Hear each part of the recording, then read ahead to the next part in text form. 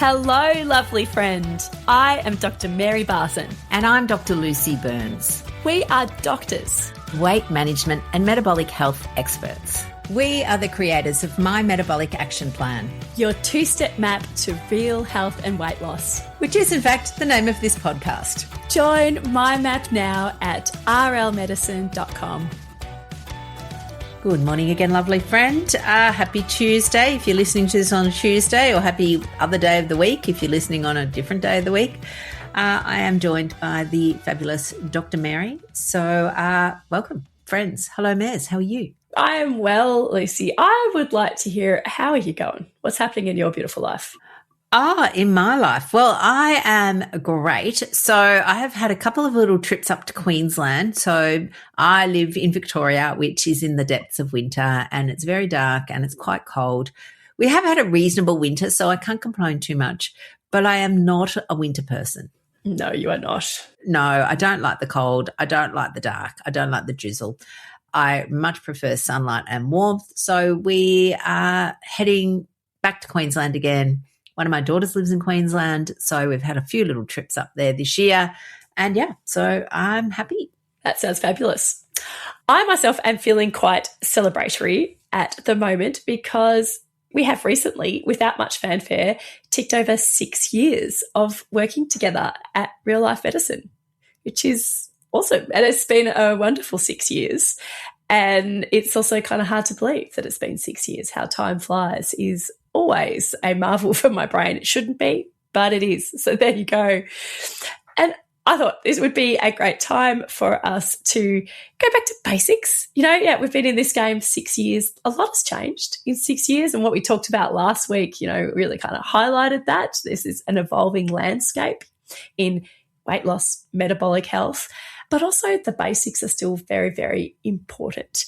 And the 6 S's in particular that we love to talk about are really important so that we can celebrate 6 years by going back to basics and talking about the 6 S's, but also talking about why the basics will beat those biohacks. And we could talk about biohacking and the 6 S's today. Yeah. And it's interesting, biohacking, and again, we can talk about diet culture as part of that, because there is some diet culture, which is really this idea that your worth as a human depends on what you look like, essentially. So it can even, it extends into, aesthetic medicine, aesthetic non-medicine, health and beauty. They're all intertwined. And at some level, biohacking can easily morph into a different version of diet culture. There's a lot of promises. There's this idea that you're going to live longer if you do this. That's not always true. And not only are you going to live longer, you're going to somehow look healthier, i.e. look better, because you're biohacking, whatever that means.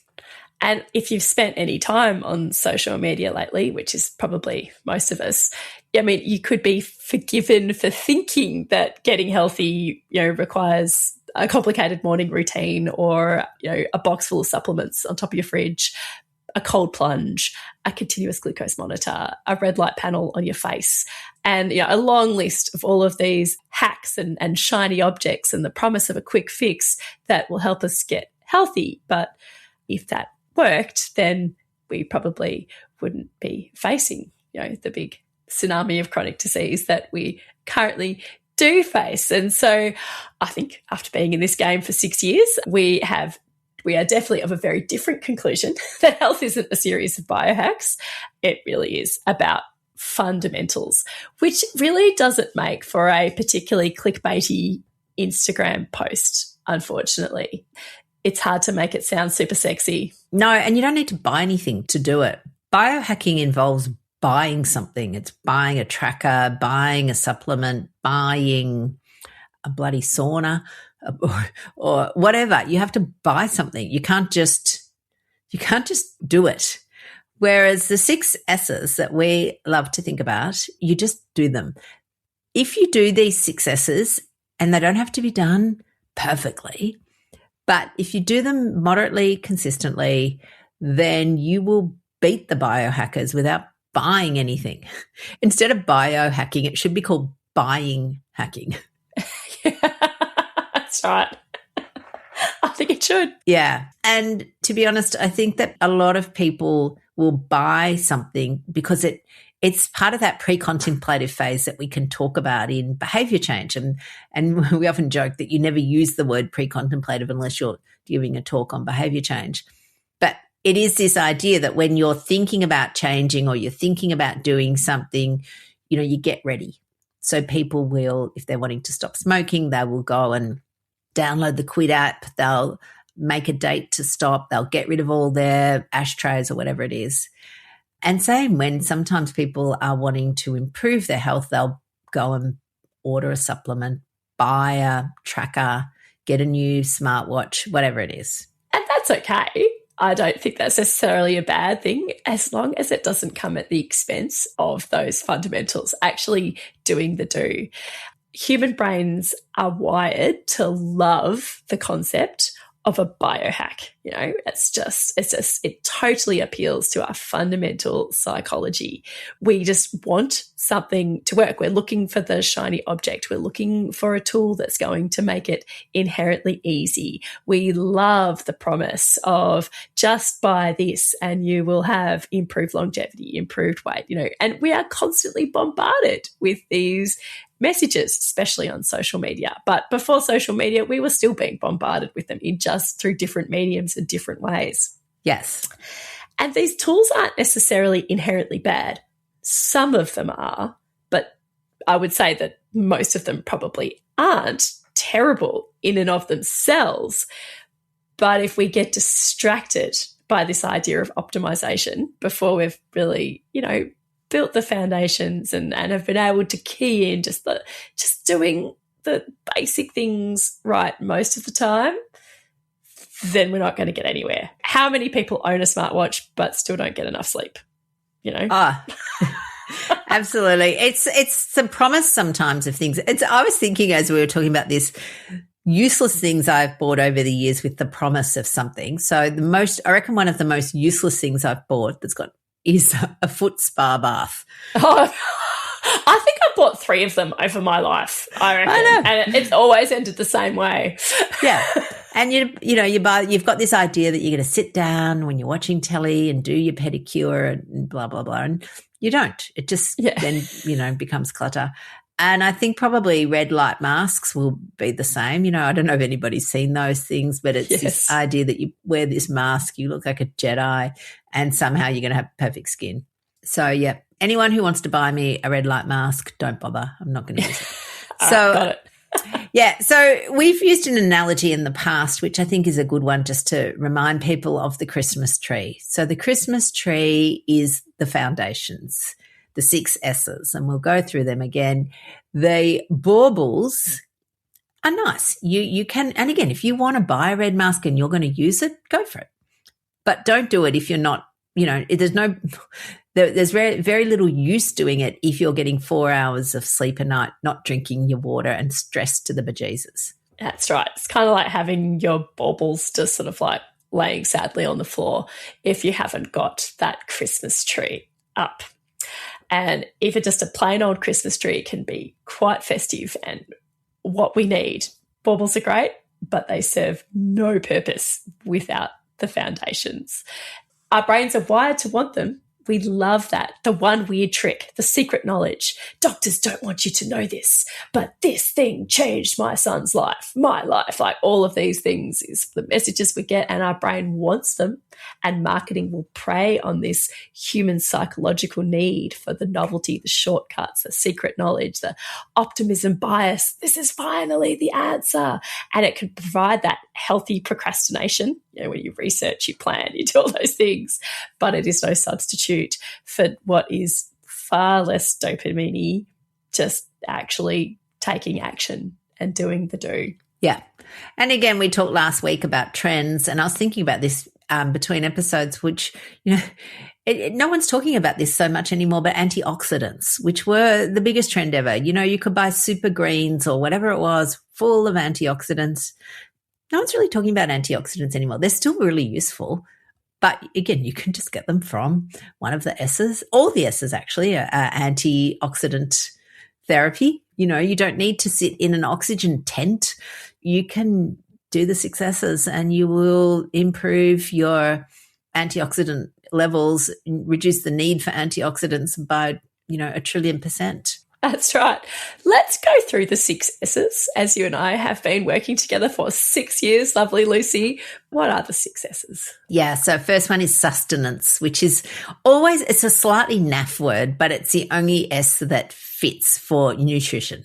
So your sustenance, what do you use to sustain your body? What do you use to nurture and nourish your body and brain, which is part of your body? I don't know why we always put it, but people always do talk about brain as separate, as though it's a completely separate thing. It's not. And of course, following on from, is low carb still relevant? Yes. Low carb, high protein, real food, plenty of fiber. You'll get all of that. That is actually easy to do if you know how, and it doesn't have to be fancy. You don't have to cook a billion different meals. And again, I reckon rather than biohacking, I look at kind of cook hacking. What are some hacks for cooking that make real food cooking easy? So one of my favorites is buying chopped onions already done. Yeah, that is pretty easy. Yeah. It's a great hack. It's no extra additives. Just, I don't have to chop the onion. Mingle seasonings. That's why we use it, because they're real spices, easy. I don't have to, measure them all out and, do all of that. It's just done for me. So we're not about, making life hard. It's all about making life easy, but it's about bang for buck. So absolutely. Definitely. So yes, the first S, sustenance. Maz, the second S is sleep. Tell us about sleep. Yes. So sleep is our overnight repair system, and sleep is not just rest, although it is rest. Sleep is a complex, powerful process where our brain and bodies cycle through different physiological states where we do all kinds of amazing things to repair, protect, and heal our body, and our sleep is precious and we need it. So sleep influences our appetite, our hormones, our mood, our brain, our muscle, our metabolism, everything. And we need to protect our sleep. Yes, we often steal from our sleep to somehow increase productivity in the day, but that is often a fallacy. And again, there will be people out there who might be getting anxious that they're not getting enough sleep, especially if they're wearing their smartwatch, which tells them they're not. So again, I think that there's things that we can make sure we're doing, i.e. go to bed on time. You can't possibly get 8 hours sleep if you're not in bed for 8 hours. So that's boring, basic, but go to bed. The sleep hygiene, which is always a naff word. I really hate that phrase. It is a naff word. Yeah. Yeah. Sleep hygiene. But, just having a reasonable sleep routine, like don't lie in bed scrolling on your phone, then wondering why your eyes are wired and you can't sleep. Some people are much more sensitive to, night light than others. And so again, you may find that you can do that. Well, yay for you. But if you're wondering why you're still not tired and it's 1 a.m., then that's where we look at, some of your sleep routine. And sleep apnea is really, really prevalent, really common, very underdiagnosed, particularly in the perimenopausal midlife woman. So definitely that would be my biohack. Get a sleep study, get one of those. So here's the other thing about biohacking. Biohacking has to be sexy. Yes. Not very, yes. Sleep masks aren't sexy. They're not sexy. No. And got to get health checkups. Not sexy.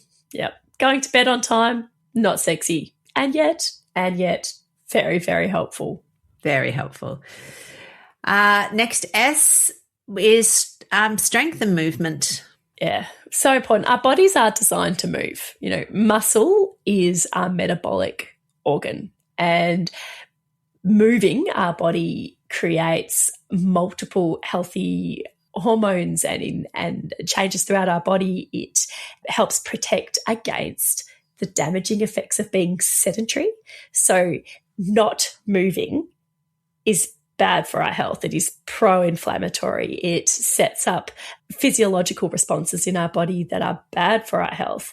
So just moving, even just a bit, like just doing a bit of movement throughout your day, little movement snacks here and there, helps protect you from what would be the damaging effects of being completely sedentary. So it doesn't have to be, going to the gym every single day. Just some movement is beneficial. But also moving our muscles and building our muscles, maintaining our muscle is helpful. So doing a bit of heavy work as well, whether that's some body weight exercises, lifting heavy things, those things really helpful. Yeah. But here's an example of, I think, how biohacking has been detrimental. So the magic 10,000 steps a day all came about from marketing of a pedometer company. So the pedometer company came up with this elusive 10,000 steps a day. You need to achieve this for good health, yada, yada. Here's our machine. It will help you track this. You just put it onto your shoe or whatever it was back then. And suddenly that became, law. But there's no evidence for that. In fact, the evidence really sits closer to 6,000 steps. Yes, you get a bit more benefit if you do a bit more, but it's the law of diminishing returns. So, but 6,000 didn't sound nearly as good as 10,000. It's all marketing. That's all right. 10,000 has a nice roundness to it, doesn't it? Yeah. But what happens is people feel like they're not achieving if they're not doing their 10,000. And then they can feel deflated and just do nothing then, because they go, what's the point? I can't do that every day. If I can't get 10,000, I might as well just stick with my 800. Yeah, exactly. Yeah. So again, being aware of your mindset, because sometimes it can be helpful, like to go, rightio, oh God, I've hardly moved today. Gee, I better, get my ass outside and do something. That can be useful. But you just need to know yourself well, I think. Yes, yeah. And a little bit goes a long way.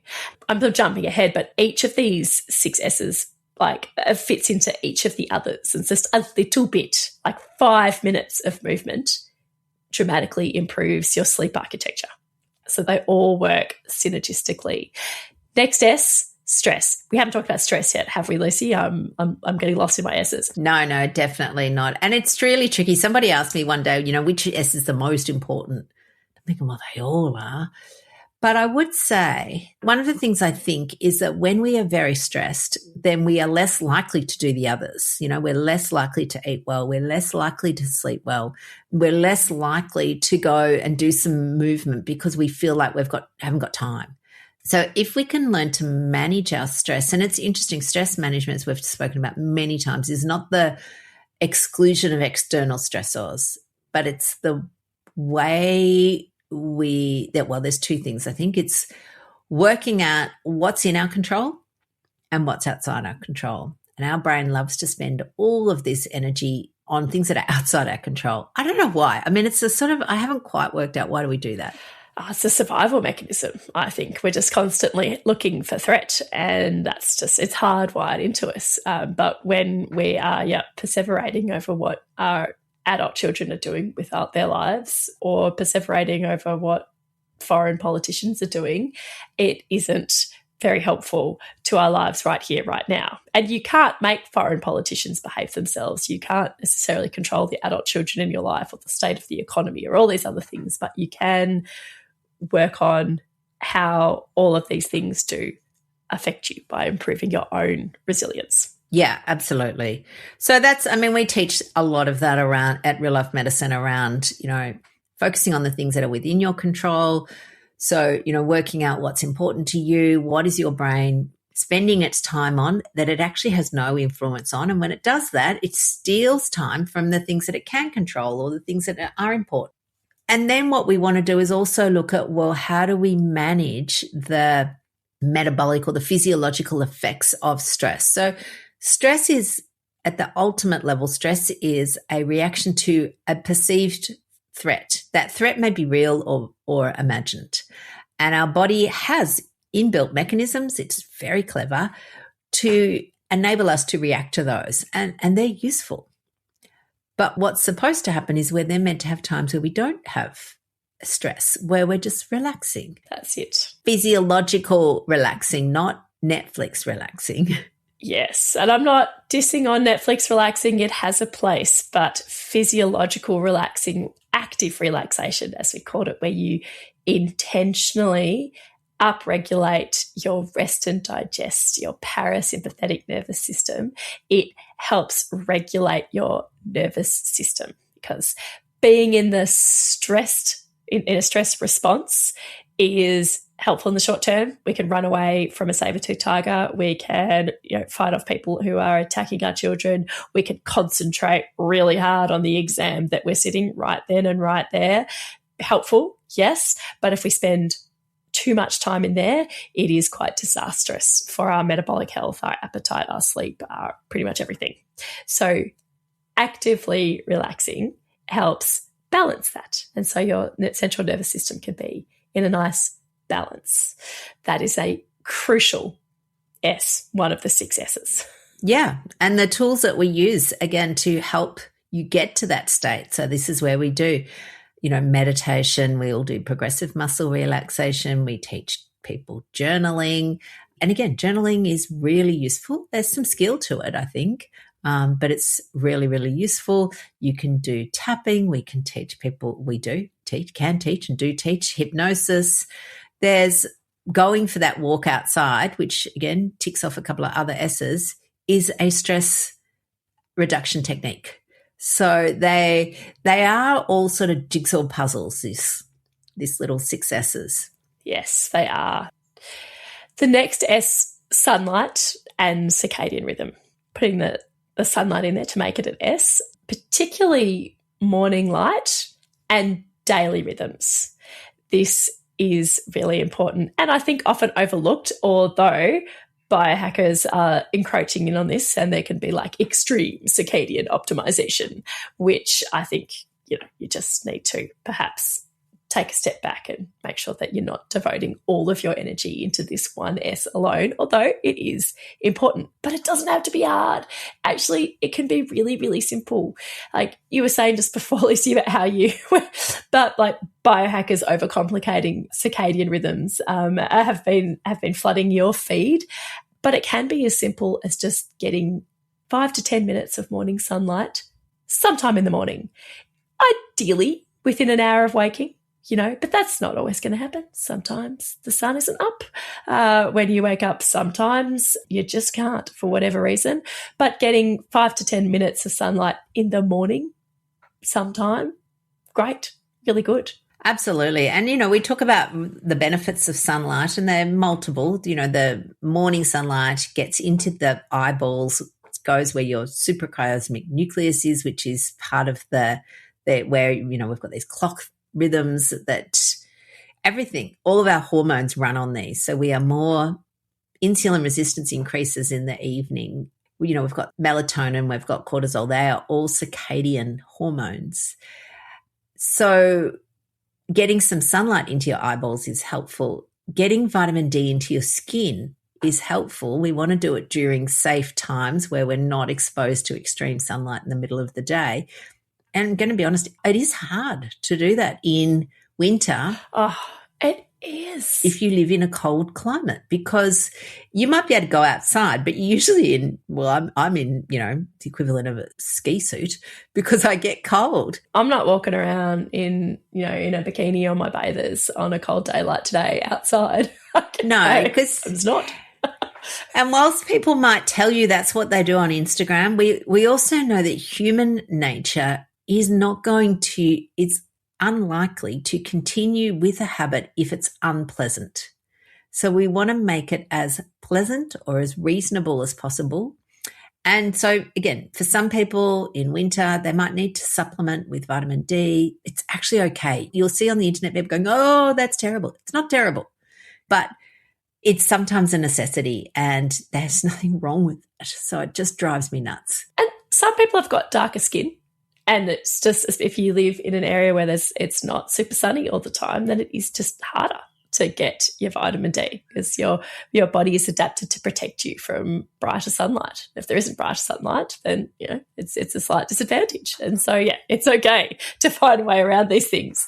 I know. Fun little fact. We used to have alpacas and alpacas are, from the Peru. They live on the Altiplano. They live in really high altitudes where sunlight is strong. And they've got this very thick fur and they get their vitamin D. When you bring alpacas to Australia, where we live without these high altitudes, we used to have this black alpaca and we had to give him vitamin D because they get vitamin D deficiency. So again, this is an example of a creature whose biology is not adapted to the environment. And yeah, same. If you live in Melbourne and you've got darker skin, you probably need vitamin D supplement, just saying. Yeah, it's quite likely, yes. And the last S, I probably not one we spend a lot of time talking about it. We do talk about it, but we probably don't. I think it can be one of the more undervalued S's for health intervention is social connection.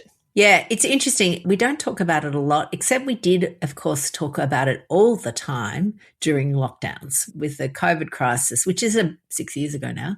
It became suddenly everybody noticed it. It's one of those things I think people take for granted if you have it. If you don't have it, you're very potentially aware of loneliness. And loneliness is not good for humans. Loneliness affects people in different ways. Some people feel lonely. They might have a lot of friends, but they don't feel connected to them or they don't see them enough. And that might be different for somebody else who might be quite content with solitary living and only need a smaller amount of social connection. So I think the social connection, there's no magic amount. It's individual. Yes, and people can get it in different ways. I think there are people out there who just are happy to just hang out with their kids, and there are other people who only being able to hang out with their kids is nowhere near enough for them. So it is very individual. But we as humans, part of our health, like our actual physiology, requires us to feel connection and community, belonging and purpose. And also social connection can help give us accountability as well, which is also helpful in many, many ways. So having a tribe and it can be an online tribe.